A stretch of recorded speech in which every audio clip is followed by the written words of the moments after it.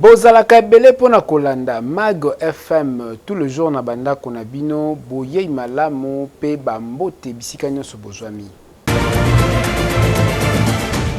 Botika to fungola basango na biso ya mokolo pona koyebisa na bino message ya Pape François depuis Basilique Saint-Pierre au wapi a pesi vraiment longonia na ba autorité congolaise et pas wapi a konyata makolo na ye awa na République démocratique du Congo na date le 31 janvier tolanda.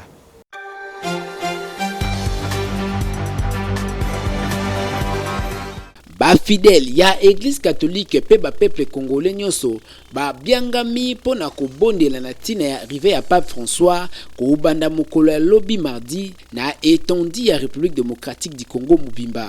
Pona tina na yango nde souverain pontife na nzela ya misa oya pronosaki dimanche 29 janvier na Basilique Saint-Pierre atsengaki na ba chrétien nyonso croyant catholique pona ko bondela nzambe na tina ke arrivé pe voyage au eleka malamu. Pour ces visites, je salue les populations qui m'attendent. Ces terres sont éprouvées. La République du Congo souffre surtout dans l'est du pays pour les affrontements armés et pour l'exploitation, alors que le Sud-Soudan, déchiré par des années de guerre, a hâte que les violences s'arrêtent. Des violences qui obligent beaucoup de personnes à vivre à des sans-abri et dans des conditions de grand désarroi. Na malobanaye souverain pontife depuis Basilique ya Saint-Pierre na Vatican abakisaki to abetaki sete na oetali agression rwandaise et paiwapi RDC aza victime de la part ya ba groupe armé.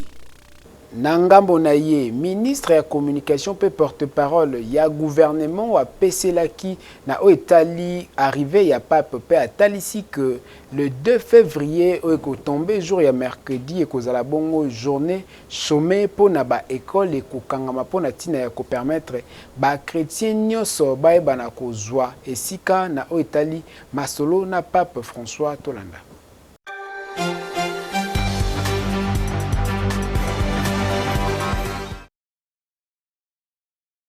Ndenge kaka esengeli koyeba ke souverain pontife to papa wa Roma azali kofule makona ye pona mbala ya liboso awa na RDC. Pape François a desidaki na sima ya koyoka pe kokumbela masolo ndenge ezali koleka na politique ya RDC spécialement na domaine na yango ya sécurité. Azalaki préoccupé pona koya ko consolider kimia pe koyeba na ko consoler ba victime. Nde eza prévu 31 janvier oyo bibongiseli nyonso esi eza en marche pona koyamba papa wa Roma les souverains pontifes Pape François. Pona tina na yango Patrick Muyaya o azali porte-parole ya gouvernement atalisi na nzela ya communiqué conjointe o ezalaki na église catholique pona kotalisa que mokolo ya mercredi 1er février ekozala journée sans école, c'est-à-dire ba école eko fonctionner te na tina ya ko permettre bato nyonso ba o bazali ba fidèle pe ba croyant chrétien ba yeba na kolengela accueil chaleureux na pape pe ba yeba na kozwa part na ba office religieux to ba misa o ekolengela mamokolo wana. Déjà aujourd'hui nous pouvons annoncer que la journée du mercredi qui est la journée de la messe papale sera une demi-journée. Les heures ouvrables seront plutôt les après-midi pour permettre aux fidèles les avant-midi de se rendre au service religieux, mais que ces jours-là, il n'y aura pas classe. Il faut que cela soit bien clair, comme ça les parents savent que mercredi, il n'est pas question de se stresser pour s'élever tôt pour amener les enfants à l'école. C'est une des précisions, une des décisions qui est ressortie de cette réunion. Ndenge kaka etalisami na maloba ya porte-parole ya gouvernement et sengito simba que pona tina ya juridiction papale paix sécurité à pape commune ya Gombe une partie eza jusque là barricade to ezali na permission kokota pe kobimate pona moto nyonso na tina ya kobate la sécurité pe kopesa na pape ba séjour o azali ko mérité na kati ya République démocratique du Congo.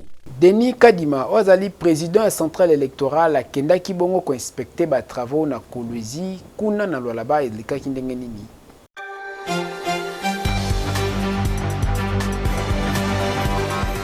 kolandisama na ba opération ya enrôlement ya ba électeur. La deuxième ère opérationnelle yango Denis Kadima amipesaki ye moko mbeka mpona kokende kokumba masolo ndenge kaka ezali kolekela kuna na Kolwezi, plus précisément na province ya Lualaba. Après que asilisa na première ère opérationnelle ya Kinshasa ndenge makambo ezali kokende côté mosusu ba réclamation ezali pe côté mosusu ba électeur bazali kotika te kopesa ba problème na ba desiderata na bango neka bazali ko rencontrer yango na ba centre d'inscription et pa mosusu pe pesaki patron ya seni ndingisa ya kokende kotala ndenge nini ba agent ya seni na Kolwezi bazali kokumbela masolo. Après supervision pe inspection na ye azalaki impressionné na qualité pe na maîtrise ya travail o ezali ko abattre ba agent ya seni na parti wana. Na maloba na ye azangaki te ko préciser après visite et inspection oyo ndenge kaka ezalaki respectivement après ko inspecter ba centre d'enrôlement akutana na madame la gouverneure pour na entretien oyo etali bango mibale na sima na yango alobaki boye. Je suis en train de faire un tour d'un certain nombre de provinces qui font partie de ce que nous appelons l'ère opérationnelle 2. En vue d'accompagner et d'encadrer l'opération d'enrôlement des électeurs. Alors, j'ai commencé par le Kasaï central, Kasaï oriental, je viens de Tanganyika, maintenant je viens d'arriver là-bas avec ma délégation. Le but est simple, c'est de voir d'abord comment le processus d'enrôlement est en train de se passer. J'ai tenu à comprendre le contexte dans lequel ce processus est en train d'évoluer, notamment l'aspect sécuritaire. Après ba inspection oyo, Denis Kadima a rassuré que na deuxième ère opérationnelle pour na ba centre d'enrôlement, to pour na opération enrôlement ya ba électeur et izali ko kenema lamu azanga kite ko encourager ba agent ya seni pour na ko sala mosala ndenge longobani pe ba mosusu na ba ère opérationnelle mosusu ndakisa ya Kinshasa pe ya Bandundu ba emboîter pas na tina ko permettre processus et kende malamu ndenge kaka balobaka na climat apaisé. Vernissage ya ba livre mibale ya auteur Sami Moyo oyo a publiaki pe ezalaki parrainé pa ya ministre ya jeunesse kuna na salon rouge ya immeuble intelligent et de kakindenge nini tolanda.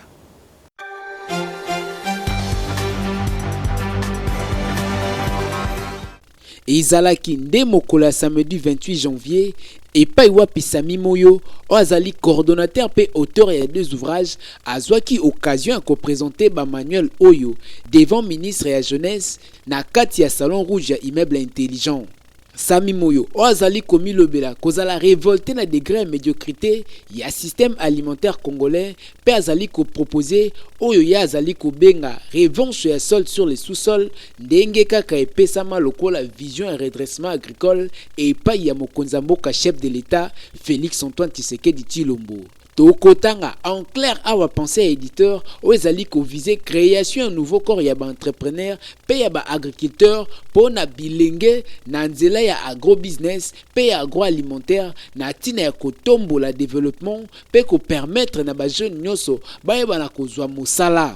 Ouvrage oyo ezali na plus de centaines de pages ezali qui présenter les lots pe ezali émaillé na ba innovation na domaine alimentaire pour na ko accorder impact na attention na stratégie olingi koloba ya état d'urgence agricole notamment na systématisation et formation et travail ya bilanga. Tosimbake cérémonie oya deux manuels sur l'agriculture et ko servir base pour la relance agricole na tina ko accélérer pour na ko atteindre autosuffisance alimentaire pe ko pesa ba congolais bile ya kolia malamu pe mosala ndenge longobani pour na ko landa vision à chef de l'État pe to retenir que et connaîtra qui participation ya madame la conseillère ya chef de l'État.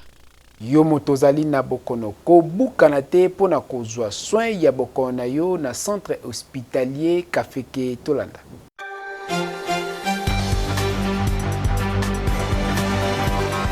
Otamboli solution yango yo. Centre hospitalier Kafeke etritaka ba maladie ebele presque ba maladie nyonso o eza na kati ya mokili.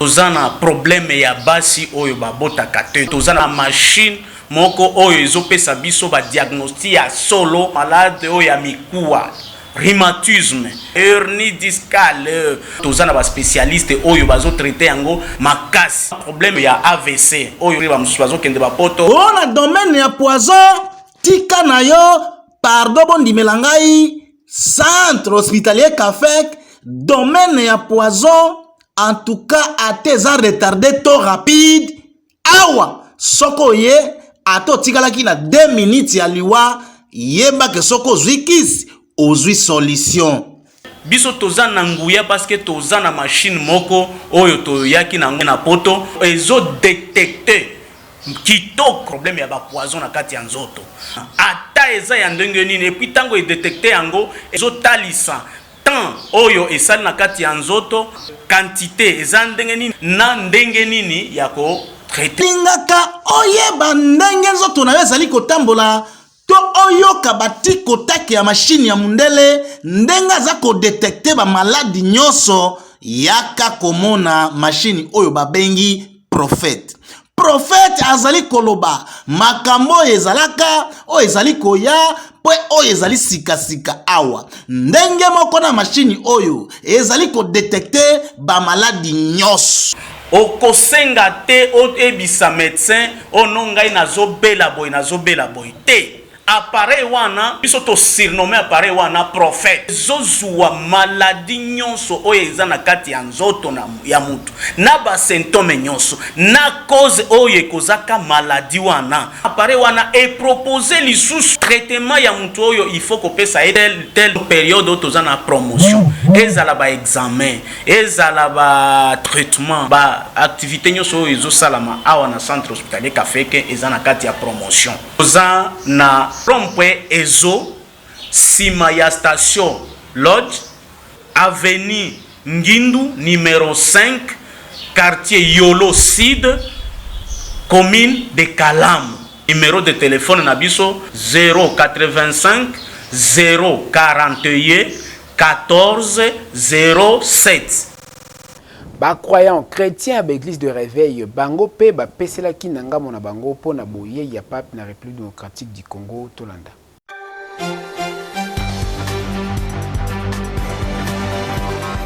Koya ya pape na RDC précisément pour nanga yeza pour na ko tombola pena lokumu ya mboka na biso parce que to mona ka ba pays mususu bisika ba papa wana balekaka kimia ezalaka mboka na biso tonyokwami pena mingi yango nde koya na ye eko porter un plus na oyo ezotala sécurité ya mboka. Le pape azala bienvenue na Congo démocratique.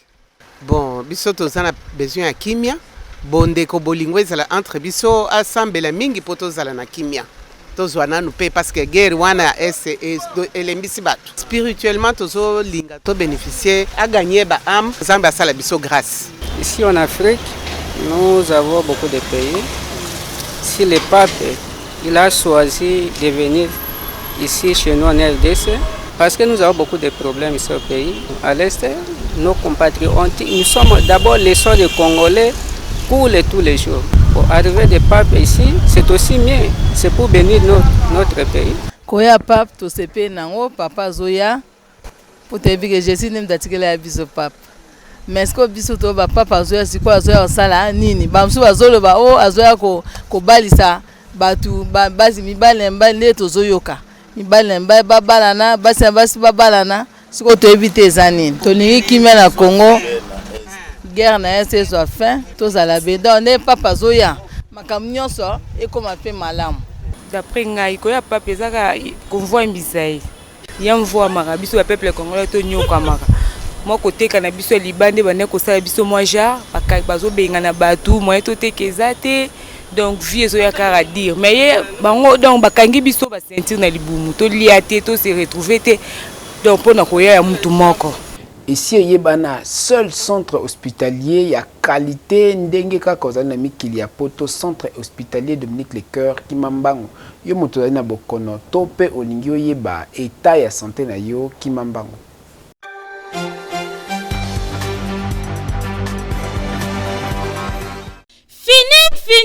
makambu ya kokende ko se faire soigner na ba centre ya simandaku oyo ezali koboma ba congolais mingi po mobange na hôpital oyo ezali na ba norme sengeli yangoyo. Centre hospitalier Dominique Lecoeur eye kosunga peuple congolais azwa soin ya malonga na ndenge esengeli mwana Congo. Centre hospitalier Dominique Lecoeur okokuta awa ba pareil ya malonga ya médecine moderne ya solo oyo ezali ko détecter maladie nyonso ebombani na nzoto ata ebombani na songe ya suki grâce ya ba pareil oyo maladie wana ekozala détecter.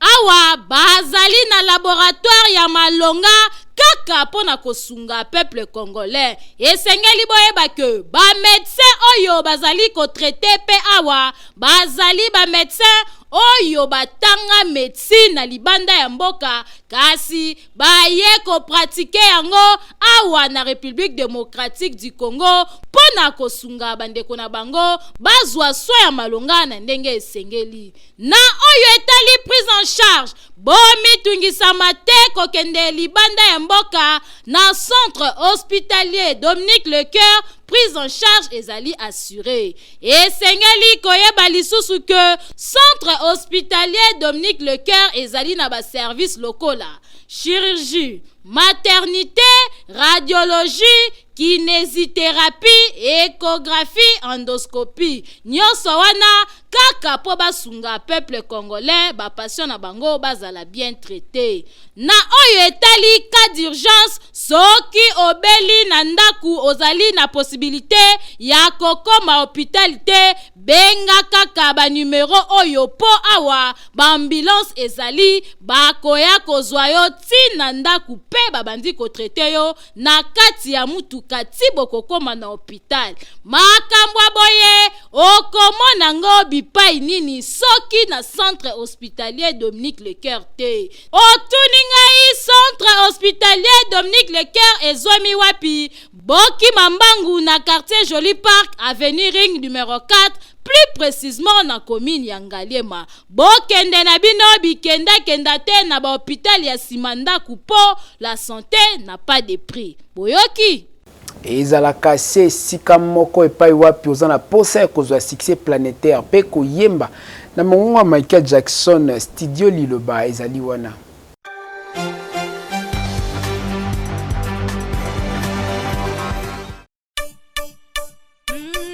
Balanga nzembo bakolo kunga solution pona bino eye.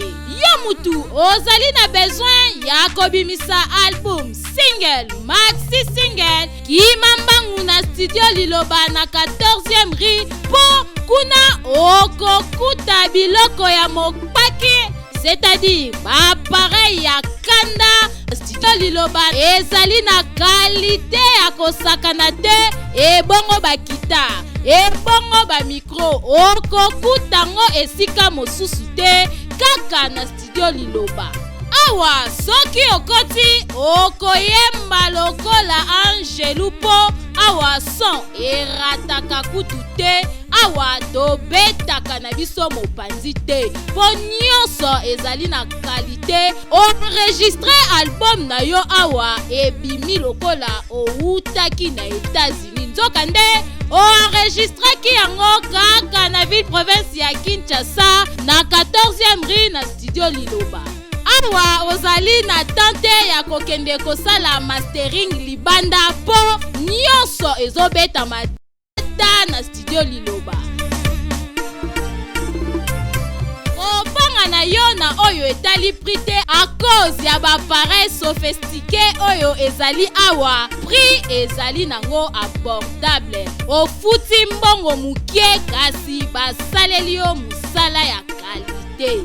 Oyoki Boki Mambangu na commune ya Limete na 14e rue industrielle numéro 23 na avenue Mulangi oza mobimba akei ezali na ndenge elongo bani. Oyoki boyebele Na église du Saint-Esprit oyo kumbelaka apôtre Tambulukoki bazali kokoba ndenge kaka ezalaki 9e journée ya ngaba doit changer Enoch Mafuka azalaki wana.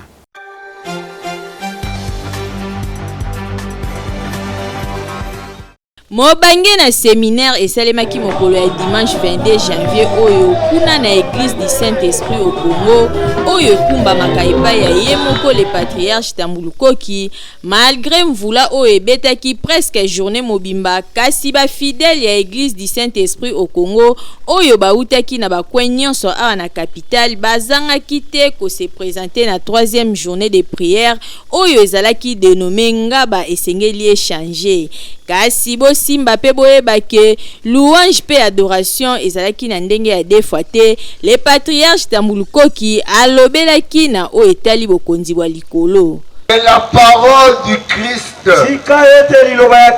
habite parmi vous abondamment. Instruisez-vous. Instruisez-vous.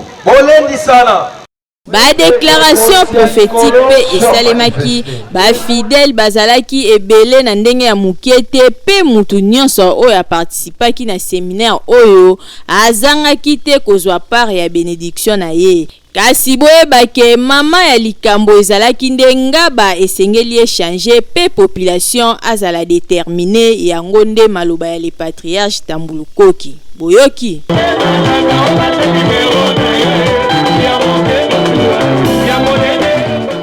L'incontournable école supérieure ya informatique pe ya communication et SMICOM et fongoli ba porte nango pona ba inscription diplômé d'état yo pe aussi sakala kimambango pona koza ba inscription na yo.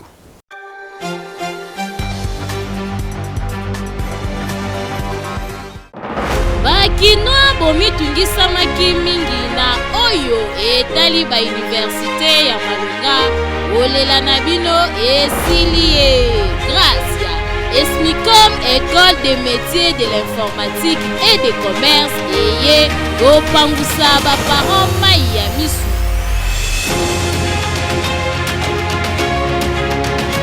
awa okomitungisama te mpo mwana akotanga lolenge ekokobani grâce ya baprofesseur ya Malonga oyo bazali awa bazali kotangisa kitoko kote bapoint sexuellement transmissible ezalaka nango awa te esengi mutu ya mwana esala mpo amerite diplôme oyo koluta awa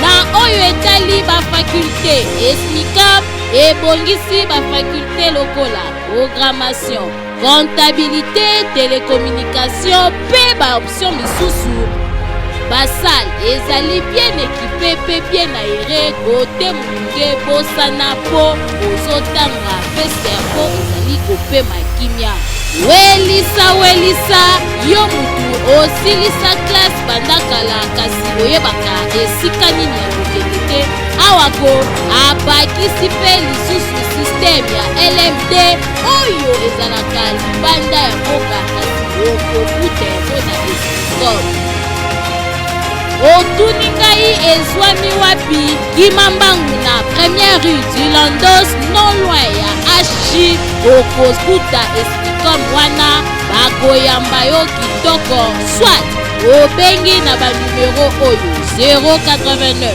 52 42 819